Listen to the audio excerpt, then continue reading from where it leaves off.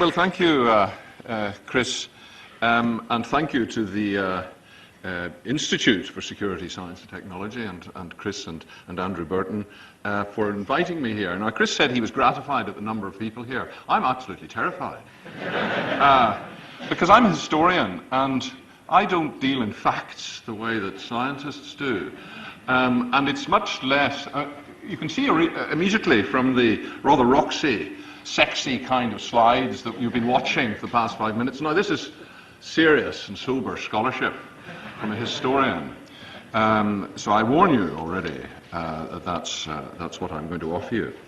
And my main focus tonight is the subject of science and the Secret Intelligence Service, SIS, popularly known as MI6, and I'll refer to them, just indistinguishably between them, but also how the acquisition of scientific and technical knowledge was central to SIS's mission over its first 40 years. How that process depended on SIS itself possessing a modicum of scientific knowledge. And thirdly, how the work of intelligence also stimulated scientific and technical investigations and developments. But I'm also interested, I'm going to talk a bit about the sort of narrative, just the stories over the first 40 years of SIS's history. But I'm also interested in three other themes which I kind of see as running through my reflections. And I don't intend to discuss these in any great depth, but to my mind they resonate throughout any study of intelligence and science, and which potentially might have contemporary as well as historical application. But again, I say I'm a historian. I deal most confidently with the past. And regarding SIS, I can only speak with any authority, if that, about the service's first 40 years. And I have to say I'm speaking, the words that I say cannot be interpreted as representing the views of any government department. They're merely my own views. I'm an independent historian, hired as a kind of hired help by the service to write an official history. But the first theme I just want to highlight is the science of intelligence work and the extent to which intelligence gathering and analysis might be regarded as scientific. The Oxford English Dictionary defines scientific method as systematic observation, measurement and experiment, and the formulation, testing and modification of hypotheses. Now, much of this, while allowing for some flexibility on the meaning of experiment, applies not just to intelligence work, but the study of history as well. When I was an undergraduate, there was a frequent discussion of whether history was a science or not. Much of this was led by that greatly reduced tribe, the Marxist historians, now becoming extinct, perhaps. But they had, of course, a vested interest in scientific history. But the common sense procedure of systematically advancing and testing hypotheses by, for example, reducing variables as much as possible, seems to place historical inquiry, at least in parallel with inquiry in other less humane disciplines, if I might put it that way. Lord May has been much quoted recently as suggesting that science is organized skepticism and a powerful way of asking the right question, no more, no less. Questions are raised, possibilities noted, experiments designed, and so forth, in a way which should give no grounds for alarm among historians or indeed intelligence officers. The second theme is about the dissemination of specialized knowledge to a non-specialist audience. This is, I understand, a significant concern for scientists and underpins the impetus towards what my scientific colleagues tell me is PUS, the public understanding of science. And embedded in this is a conviction concerning the fundamental importance of science and the need for practitioners, or some interlocutors, to explain scientific findings and evidence to government and the public at large, and to emphasize, to establish, to celebrate, I suppose, the importance of science. Some parts of the humanities feel similarly. And while there are, I think, no chairs in the public understanding of the humanities, seems quite interesting, analogous to the chair in Oxford, the science of the public understanding of science, there are subsidiary efforts in the field. The Royal Historical Society and Gresham's College sponsors an annual Colin Matthew Memorial Lecture for the public understanding of history.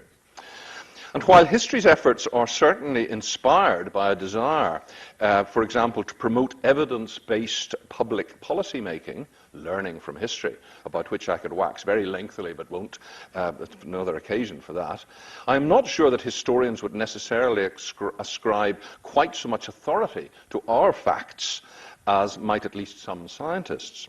Historical facts are peculiarly slippery customers, and part of my job as a teacher of history is not only to encourage organized skepticism, but also to impart an understanding that historical phenomena, their causes, course, and consequences are complex affairs, not often, if ever, susceptible to simple or simplistic analysis. Yet, in the public arena, there is a kind of compulsion to exude more certainty than one might ideally wish. My default response to virtually any historical question, someone comes up and asks me something about history, I mean, apart from, that's not my period, I'm afraid, which is the first thing I would say. But it's usually some combination of, this is complex, it's not at all straightforward, there are many factors to bear in mind, and so on, which is not a response which will get me interviewed on the television more than once. And although scientists' facts seem more fixed and definite than those of the, the historian, there is a theme in the public understanding of science which stresses uncertainty and variability and variableness. Lord May, again, believes on broad outline what one wants is the science, with all its uncertainties, fully exposed to frame a debate and constrain a debate. The Royal Society's Bodmer report in 1985, which did so much to set the, I don't think this is a very nice image, the pus ball rolling, it says here. Not a very nice image, but the whole business of the public understanding of science said that everybody needs some understanding of science, its accomplishments, and its limitations. So, uncertainties and limitations. And this brings me to the intelligence sphere, where you have specialized inside knowledge and a kind of high priesthood to manage that knowledge and bring it to their political and military masters. They are supposed to know the facts. Indeed, they're supposed to know everything. That's what they're paid for. And it might not be much use if all they can come up with is, this is very complex, there are uncertainties, I have to tell you of the limitations of our knowledge. And perhaps what intelligence agencies need is, like the scientists, some campaign for the public understanding of intelligence, which might lead people to understand what intelligence, like history or science, cannot do as well as what it can.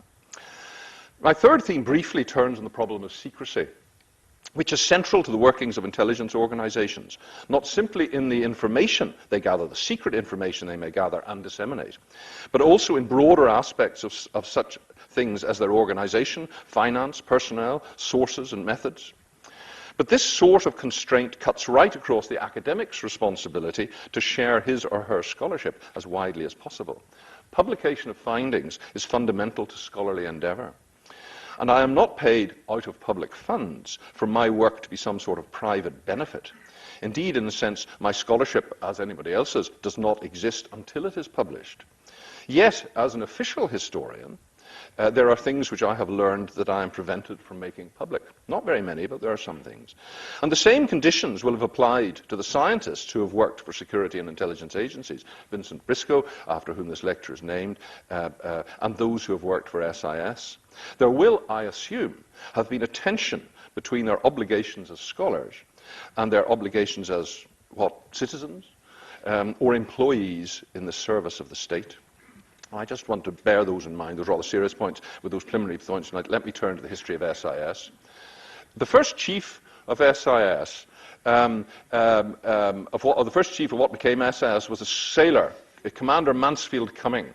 And his selection as the Admiralty's nominee for the new Secret Service Bureau in October 1909 was a classic and pioneering example of the informal way in which, for a long time, the Secret Intelligence Service, and I think the Secret Security Service as well, treated the important subject of recruitment, kind of tap on the shoulder, dear boy, something would be interesting, usually dear boy, not invariably. And although the 50-year-old Cumming had no apparent direct intelligence experience. In fact, he was exceptionally well equipped for the job through his engineering and scientific expertise. Now, I've slightly changed my mind. I emphasized the point in the book about how unqualified Cumming was, and I've thought about this, and particularly through thinking for this lecture. I slightly modified my views, and I think he was much better qualified than I originally thought. He had worked in the Navy from 1898 on boom defense, harbor defense in Southampton. And he was a practical man, much enthused by the latest mechanical devices. A keen pioneer motorist, here he is, unconventional, there you go. A keen pioneer motorist and a hair-raisingly fast driver. He joined the Royal Automobile Club in 1902, and 3 years later was a founder member of the Motor Yacht Club, an offshoot, which was also the Royal Motor Yacht Club from 1910. He was a founder member of the Royal Aero Club and acquired a pilot's license at the age of 54 in November 1913. There are hints that Cummings' interest in motor yachting and high-performance marine engines, which he shared with many naval officers, helped him put him in the frame for the job. The Admiralty in the early years of the century were intensely interested in the potential of new types of marine engines and wanted to be fully informed about the activities of the Motor Yacht Club and their international races. You can see the same thing happening in the 1920s and 30s with international air races. These are places to try out the latest high-performance machines. And of course, these are of intense interest to the various branches of the armed services. And Cumming played a part in this. In the spring of 1905, he had been sent on a tour to study the development of motor propulsion in fishing fleets in Sweden and Holland in order to ascertain the reliability of internal combustion engines running on paraffin. So it was that by the time he was selected for his job, he had gained some experience of information gathering abroad. There was more to it as well. He was appointed to head the foreign branch of the Secret Service Bureau, but there was also a home branch, which turns into MI5, and headed by Vernon Kell at the beginning, and their job was to protect British installations and British secrets from foreign agents. And some of the things that foreign agents were interested in were British defence installations, including harbour defences. They're clearly interested in that, and it made perfect sense to appoint an expert in harbour defences to the new Secret Service organisation. And from the beginning, technical intelligence was central to Cummings' new organisation, and he began gathering information on these from well-disposed fellow countrymen. In January 1910, just 3 months after the formation of the organisation, an unnamed director of a British armaments company who'd been on a business trip in Europe, he's called Mr. Queer in Cummings' diary. But he gave Cummings the specification which the foreign government had themselves got from Krupp's for a heavy gun, and reported that the Krupps were now using nickel-chrome steel, entirely oil-hardened and tempered for their larger guns. And that, from the very beginning, was the kind of information, or part of the kind of information, that Cummings' agency, tiny at this stage, was charged to collect. He also went on his own intelligence-gathering missions. In April 1910, he went to Liège in Belgium to meet an agent from Germany who was going to report on airships, and was supposed to have brought a new type of portable weapon. Now, Cummings equipped himself as best he can for this. He arranged for a photographer, he arranged for a weapons expert, and a marine colleague to come with him to meet J.R., who was this, again, unnamed agent. But when they got to Brussels, J.R. changed the arrangements. He said he wasn't going to meet them in Brussels, he was going to meet them up near the frontier, and on a much sort of tighter timescale from this. And it's evident that J.R. had more experience of intelligence work than Cummings, because it's a classic bit of tradecraft, is to change the arrangements at a late stage, for security reasons. And so it's only Cummings and the photographer got to see the weapon. The weapons expert he was parted from them, and they quickly worked to make some notes about this. Cummings had only 10 minutes to look at this very quickly, and only a few minutes in which to handle the thing and make such measurements as I could and make a thumbnail sketch. I did my best. This is in Cummings' diary. I did my best, but was surprised afterwards to find how much I had managed to leave out. All he could ascertain was that the weapon had sights marked from 100 to 700 meters and from 800 to 1900, and that it fired 5 shots. It all seemed to be in vain. When he got back to London, both the weapons expert and the Director of Military Intelligence concluded the device was of no special interest, and Cumming even offered to pay the £25 he'd given to Agent JR for the information. Now, the moral of this story is that you need to know what you're looking for, and to know enough to know if you're being sold a pup. And the lesson seems to have worked after two Danes turned up in London at the end of 1910 and offered Cumming a wide selection of material, including maps of German naval bases, sketches of a torpedo mechanism, and several signal codes.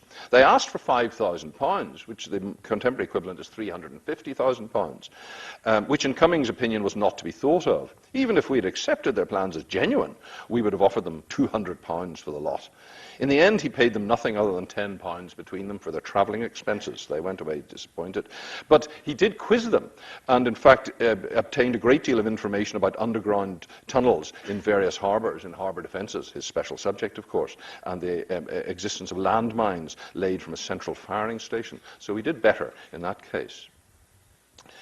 And he also brought his devotion to the latest technology to bear on some of the intelligence challenges he had to face. He was an early promoter of wireless communications. He thought it offered a solution to the problem of getting messages through quickly. One of the other jobs he had to do is not simply to explore German potential and German capabilities, but also the possibility, as was thought, of the Germans launching a surprise attack either on Britain or indeed on France. And he wanted an early warning system, and he began in the spring of 1912 discussing with French intelligence colleagues the development of a mobile wireless station, very early stage at this stage, with a motor car and a range of 250 miles.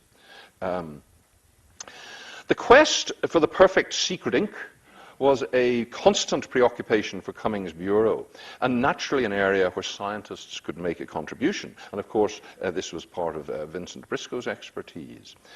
One of the challenges, as for all espionage technology, is to find equipment and so on for which one might have a plausible excuse for possessing. Like an espionage organization itself, equipment has to be what you might call deniable. There has to be a plausible, benign excuse for carrying these things. If you're carrying a miniature camera, you're up to some no good, so it's actually not such a good thing to have a miniature camera. And concealing devices are a good example of this. If you're caught with a concealing device, you are caught red-handed, or some other part of your anatomy, of course, as we shall see. In a review of SIS officers after the Second World War, one officer reflected that ingenious concealing devices are a favourite subject with writers of spy stories.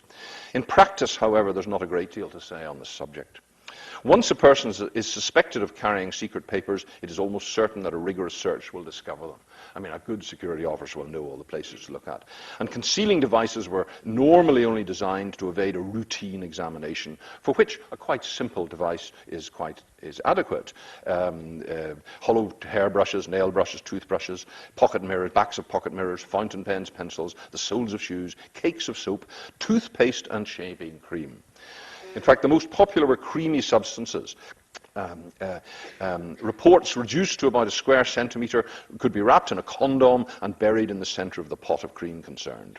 Contrary to popular belief, said the review, suitable parts of the human body, such as the inside of the mouth, hollow teeth, the anus, and the vagina, were not used, or not often used. One instance, however, was a sleeping car attendant on the Trieste-Lausanne train, this is the Second World War, who brought reports from a network in North Italy to Switzerland, wrapped in greaseproof cloth and concealed in his anus.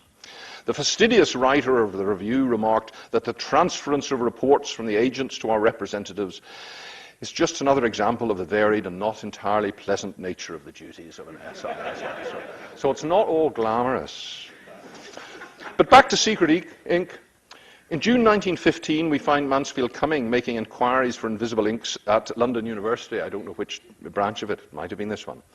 In October, he told Colonel Kirk of military intelligence that the best invisible ink is semen, which did not react to the main detection methods. Frank Stagg, one of Cummings' wartime colleagues, recalled that all were anxious to obtain secret ink which came from a natural source of supply. He said he would never forget C's delight when the Deputy Chief Censor, a man called Worthington, came one day with the announcement that one of his staff had found out that semen would not react to iodine vapor, and told the old man that he'd had to remove the discoverer from the office immediately as his colleagues were making life intolerable by accusations of masturbation. We thought, wrote Stagg, we had solved a great problem. But our man in Copenhagen evidently stocked it in a bottle, for his letters stank to high heaven, and we had to tell him that a fresh operation was necessary for each letter.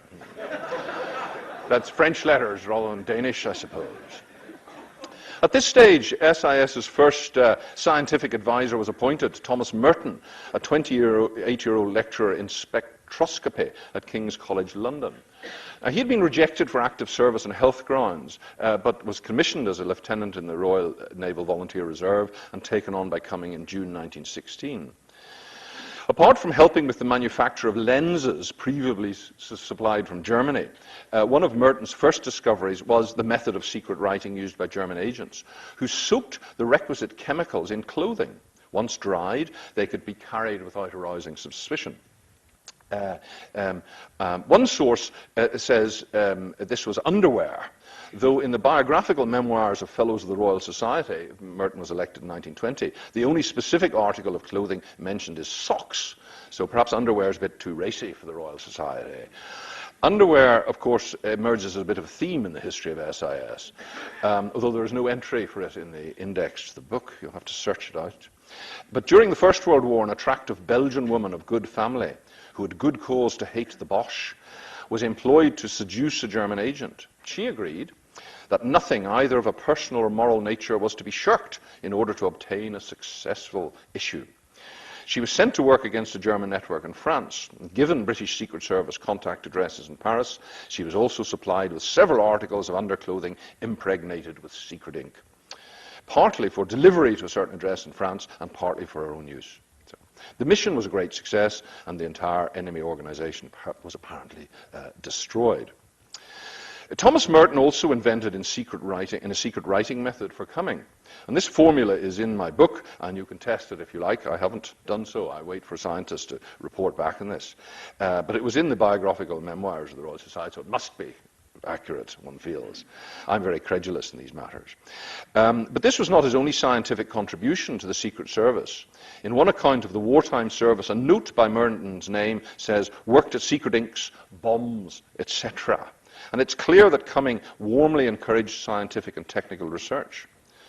And it's clear from Merton's experience that this research was shared with MI5 for counterintelligence work, and again pioneered by Vincent Briscoe. And of course there were other, Cumming continued to work on wireless telegraphy. There was a coding section, so cryptography was important too for the service. And in head office, Cumming was always ready to try out new gadgets, from soundproof doors to a detectaphone, which is evidently some sort of listening device. The contribution of scientists to Secret Service methods was not the only concern.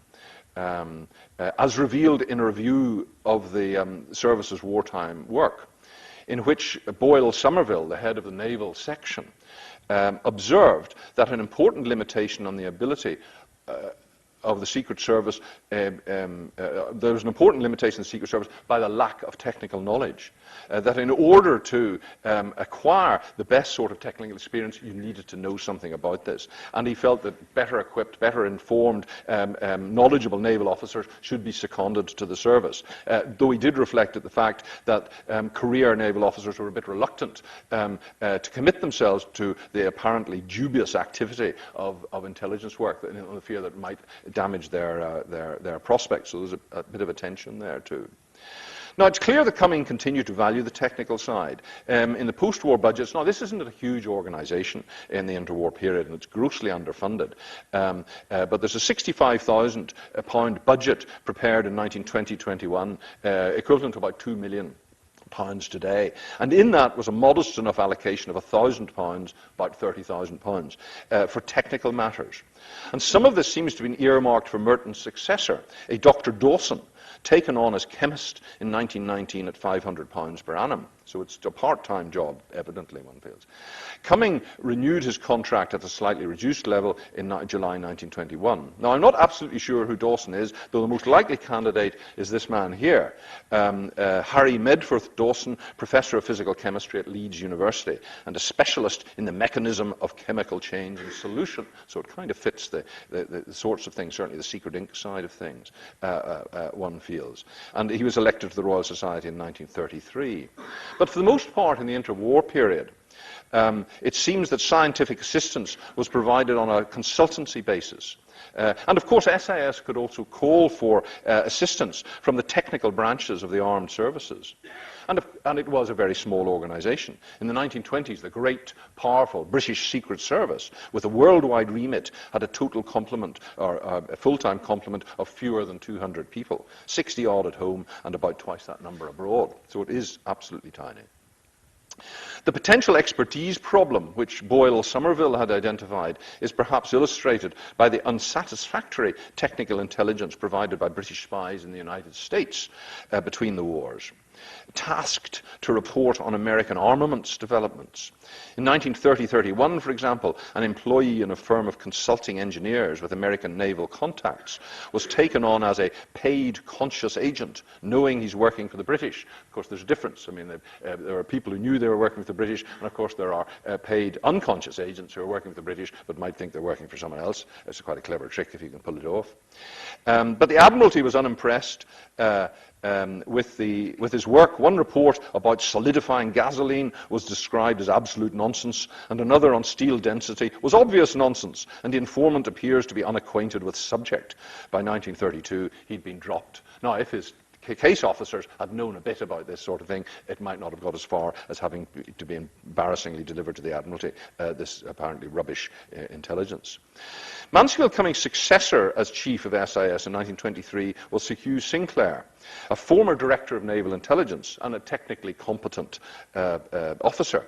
While he was the DNI, he had taken responsibility for the government code and cipher school, Britain's unified signals intelligence agency, created out of the Army and Navy intelligence branches, which had operated during the First World War.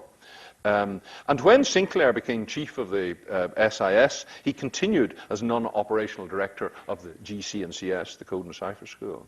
And this lasted for more than 20 years. And although the armed services kept some residual expertise in the field, SIS effectively acquired monopoly control over British secret signals intelligence, a fact which is to prove extremely important in the future. And they were very, very good at it between the wars. There were some ups and downs, but by and large, it was pretty good. But I'm not going to dwell on this. And there remains a potential disagreement between historians as to whether the signals intelligence agency's successes, both between the war and, of course, during the Second World War, was because of or despite the management of MI6. Nevertheless, some of the vital technical assistance in cracking the secrets of the German Enigma machine, which the Poles and French provided, came from human intelligence contacts developed by SIS. And the last time I was here at Imperial, there was an excellent presentations on cryptography, and I leave that for others to continue that work. And here, in any case, is Bletchley Park, site of the Second World War triumphs, the code-breaking triumphs. And Sinclair purchased it in 1938 to be the war station for both SIS and GC&CS. And this was part of a series of developments in the late 1930s in SIS, which had a distinct scientific dimension. In the first half of 1938, Sinclair decided to set up an organization to plan, prepare, and when necessary, carry out sabotage and other clandestine operations, as opposed to the gathering of intelligence. This is special operations. This was Section 9, or D, allegedly for destruction, it was a Royal Engineer, a man called Lawrence Grand, was put in charge. He was a great enthusiast. He wasn't a great administrator, but he wrote his own wide-ranging brief in which he suggested sabotage targets in Germany, including the electrical supply system, telephone communications, railways, adulteration of food supplies. and agriculture by the introduction of pests to crops or diseases to animals. So this is, chemical and biological warfare. All these things requiring scientific expertise. There was also a category entitled moral sabotage by means of rumors, remarks causing dissatisfaction with the Nazi Party.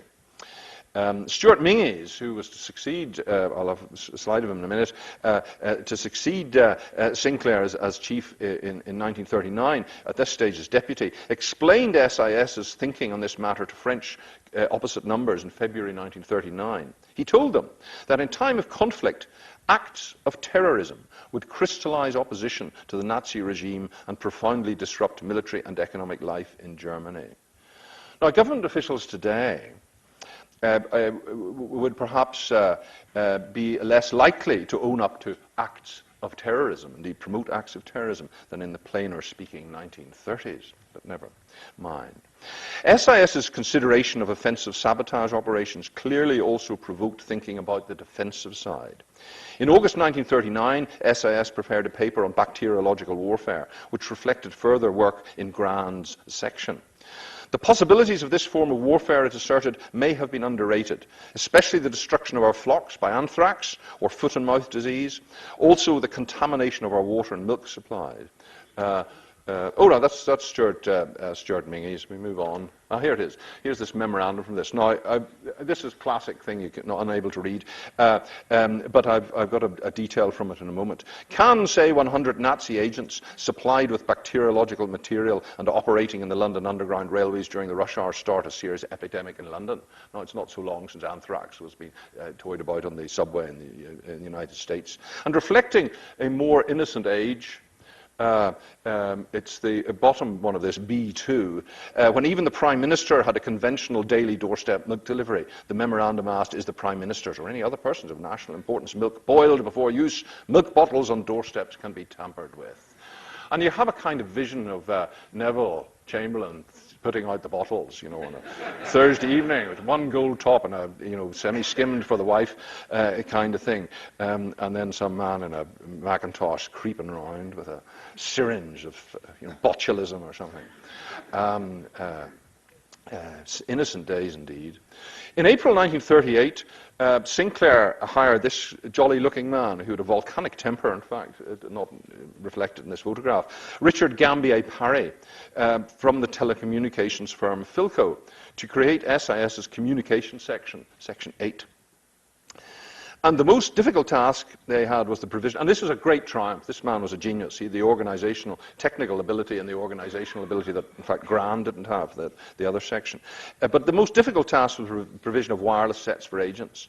And Gambier Parry developed the suitcase radio, the classic transceiver of the Second World War, iconic sort of thing. It is the mobile phone of its day. It transformed, it was a technical leap of considerable importance, and certainly for intelligence operations. And that was only part of the enormous range of things that Gambier Parry's section did, not just providing communications for agents, but also secure communications for the intelligence produced. Because again, Bletchley Park's a good example for this. Gambier Parry was partly in charge of the organizations that gathered the radio signals for Bletchley Park cryptographers to decrypt, but he was exclusively in charge of the dissemination of that information, the secure dissemination of that information to bring it to where it's needed. And cracking Enigma codes or ciphers is of itself entirely a futile exercise unless the information which is gathered in that can be communicated, and you need technicians to provide that. And communications are at the heart of intelligence organizations, and certainly SAS in the wartime. Here's a rather posed photograph of a Norwegian agent with a suitcase radio and the old gun put there. And I don't think that the Germans were absolutely on his shoulder at this stage.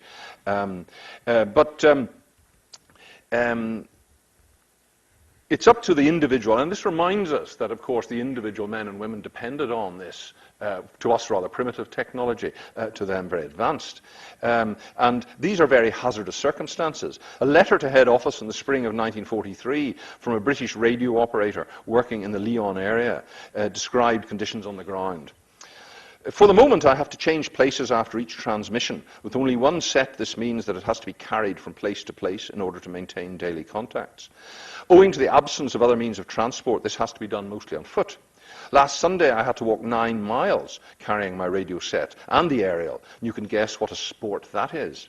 Incidentally, the handle of the case is not strong enough. Mine broke twice. I can tell you, it is not very easy to carry without a handle. You know, these are kind of the everyday practicalities of this stuff. And of course, you had to have a suitcase radio that looked like a real suitcase without some hugely reinforced handle. So again, there's a technical expertise to provide stuff that is, deniably, or at least plausibly, has a plausible reason for carrying about the place. And his complaints do seem mild enough, considering the life and death circumstances in which he and others worked. One aspect of Section 8's expertise was the provision of bugging equipment for monitoring other people's communications. One very successful such operation was run in Chile, as a man called Henry Higman discovered when he was posted to Santiago as head of the MI6 station in July 1941. Here he found an elaborate telephone tapping operation actually located inside the British Embassy itself. And he was told that tapping the phone of a German-owned bank had produced most valuable economic intelligence. But Higman, and one of the problems about this is it's very dangerous to run, particularly a completely sort of obvious intelligence operation of this sort from the embassy itself, because then it has the potential for huge diplomatic embarrassment, and at the very least. And Higman tried to get the telephone tapping operation out of the embassy building. What had happened was in the mid-1930s, the British manager of the Santiago Telephone Company had been renewing the system, and it said to the people in the embassy that perhaps if he put in a few extra lines, this might be useful, because they actually ran alongside the German legation's lines. And, some of you are old enough to remember party lines were all these things, and effectively what the British legation had at that stage was a party line with some of the German ones they could just sort of tap into. So Higman, when he arrives, he says, well, this is very good, terrific, but we must get it out of the embassy. But discovered that in order to get it out of the embassy, you'd have to relay the telephone lines, and it would draw attention to the coincidence of the overlapping, as it were, of the German lines and the British lines. So he couldn't, but he had to make the best of it. And a special room was constructed in the basement. Here you are, a spy here at work, and equipped with the latest kit. And by December 1941, the calls of the German embassy propaganda office and 2 banks were regularly being monitored. And Higman thought this was a great success, and one of his best sources of intelligence, and sent these photographs home to prove it. Secret writing remained a tried and tested method of communication, but it too could be problematic. In 1942, the head of the Stockholm station had a job persuading a rather nervous Danish agent, whom he'll call 161, a timid man, to take back to Denmark some new tablets for making invisible ink. The tablets for dissolving in water. They were supplied in a Swedish box which had previously contained stomach pills. I assured 161 that in case of need, he could prove that these pills were for his own personal use and could demonstrate this by taking one. But he continued, I have no idea whether this will have any ill effect on this valuable agent, but I'm hoping for the best. Back at head office, a colleague noted, not toxic to any great degree. And at Cheshire, the head of the station, was reassured that the developer, although slightly toxic, would not harm him in smallish doses. While the whole packet might put him under for a bit, it was unlikely to bring about his demise. So that's a kind of reassuring message for the agent there. And of course, another expertise, which in both World Wars, was the expertise in forging documents. These are German bread tickets provided to agents coming from Switzerland into Germany, so they could get some food, some rationed food. This isn't actually a forged passport, because it's a British passport. This is a false passport, but I show it to you. It's a false passport that was used by the marvelously named Wilfred Biffy Dunderdale, a charming and successful intelligence officer, and arguably one of the possible models for James Bond, but we can discuss that another time. But he used this under the name of John Green when meeting representatives of Vichy French intelligence in Lisbon in September 1940. Now, SIS, of course, manufactured and used as real false passports. I mean, they forged passports of other countries. But I cannot show you an example, as this is a rightly sensitive area. While I've been able to refer, and this is this secrecy constraint, you see, one of them, I've been able to refer in principle to the use of false passports in my book. I am not able to tell you precisely which countries' documents were used. I can show you these are forged wartime French identity cards prepared for the rather glamorous Marie-Madeleine Fourcade, who led a very successful network in southern France called Alliance. These are both forged identity cards, which obviously worked because she survived. And I can also show you an agent at work, perhaps taking a photograph of a forged document. This is Agent Ecclesiastic, a glamorous 22-year-old Central European woman living in Lisbon, who in June 1944, when she was taken on by SIS, was the mistress of an Abwehr, the head of the Abwehr in Lisbon, a man called Franz Koschnick. In August 1944, SIS arranged for her to get a job in an RAF air liaison office in Lisbon with the RAF personnel, which had been set up to provide technical assistance to the Portuguese government. And although there were, in fact, no technical air secrets in the office, it was assumed that the Germans could easily be led to believe that such material was to be found there. One of Ecclesiastic's case officers was a man called Klopp Ustinov, the father of Peter Ustinov, the actor, both of whom had a great eye for the ladies. And Klopp Ustinov's case reports of Ecclesiastic have a kind of keen appreciation of female charm, let's say. He clearly wanted to get her into bed, I think. And she said she was very intelligent and clearly enjoyed the game of mobilizing her ample female resources against normal male instincts. There we go. But up to the early spring of 1945, Ecclesiastic provided Koschnick with a stream of double-cross disinformation material prepared by MI5, including details about new airplanes and other developments. Someone crumpled up pieces of newspaper or note paper, convincingly scribbled notes of overheard phone conversations, letters containing aerotechnical gossip on authentic Air Ministry note paper, one of which Koschnick had Ecclesiastic herself photograph before she returned it to the office, and here it is. And while he was doing it, perhaps for insurance, to show Ecclesiastic that he had evidence, you mustn't, rat on me because I have this evidence here. It took her, and he gave her copies of the photographs, which she promptly passed on to SIS, so they ended up in the archives. She looks, I think, as if she might be using a miniature camera. Well, that strikes me as she could have used an ordinary camera. The issue of, why use a miniature camera unless absolutely necessary would apply there. One of Merton and Dawson's successors in the Second World War was this man, Reginald Victor R.V. Jones, an Oxford man who had worked with F.A. Lindemann, later Lord Charwell, at the Clarendon Laboratory in Oxford on infrared radiation. He was recruited by the Air Ministry in 1936, and in the summer of 1939, when the Air Ministry wanted to improve liaison with the intelligence services, he was attached to SIS and remained there for the duration, recording his service in his memoirs, his famous book, Most Secret War. And I'm not going to rehearse the contents of this deservedly famous and opinionated, that makes it a good read, book, but I will recommend it as an especially vivid account of the conjunction of science and British intelligence in wartime. One of the things he covered covers in quite a lot of detail. It was in gathering intelligence about the German V weapons, the V1 flying bomb and the V2 rocket. And that's a really good example of all source intelligence coming together to provide vital information for the Allied war effort. A combination of human intelligence provided by SIS and other agencies, signals and communications intelligence, photographic reconnaissance with high-grade analysis, all crucial parts of the intelligence process, whereby raw data is gathered, collated, critically assessed, and tested until some reliable picture emerges. Clearly a kind of scientific method process to this. And one of the crucial, here's a document here, which was brought in 1943 to Bern.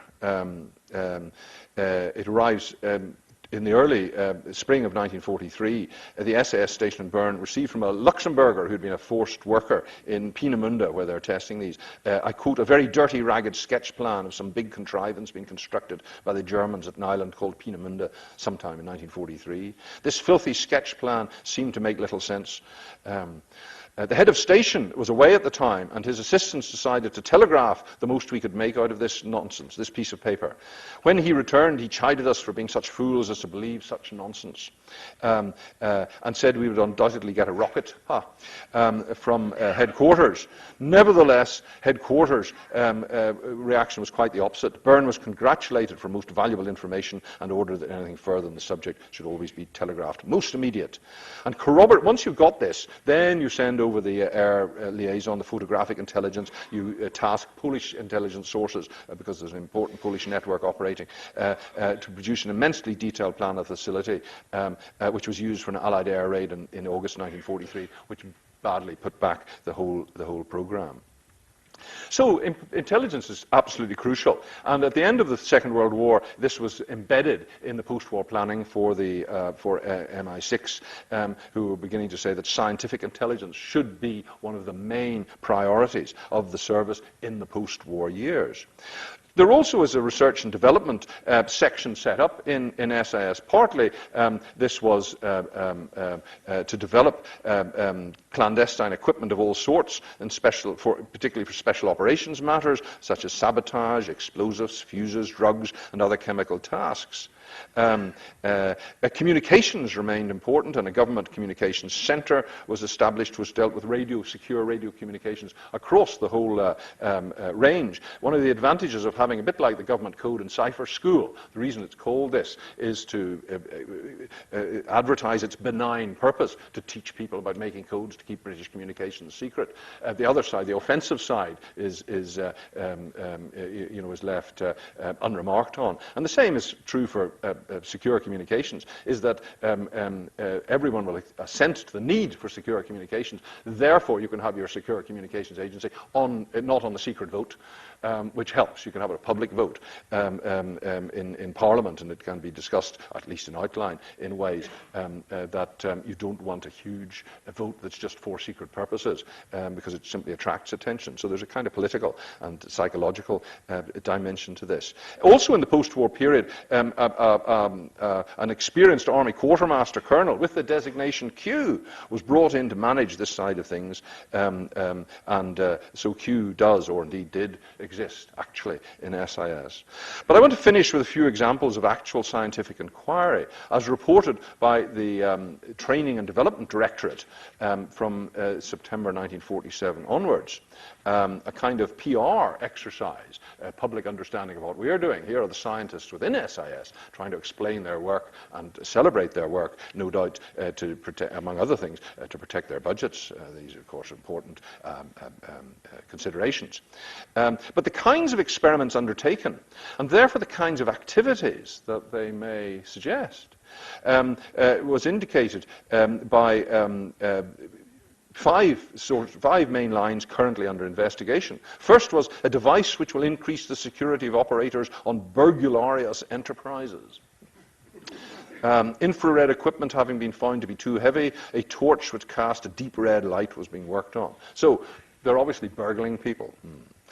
Second was a knockout ampule or tablet which will behave in a reasonably predictable manner. Now that does suggest And bearing in mind the variability of human beings. And that's one, of course, one of these classic red herrings about, truth serums and all the rest, is that truth serums, don't work, movies, you sort of feed someone an injection or something and suddenly they start yapping. No, my pharmacological friends tell me you need to weigh people, you need to do something about their metabolism, you need to know what the pressure is and the temperature and all sorts of things. And there are very few substances that are reliable truth serums. I had a friend who used to give lectures to a course I was running on drugs and intelligence, and he would say that only when administered in the correct circumstances and the right amounts is a drug useful for providing truthful intelligence. And here it is, and he had a slide of a bottle of Bushmills Black Label whiskey.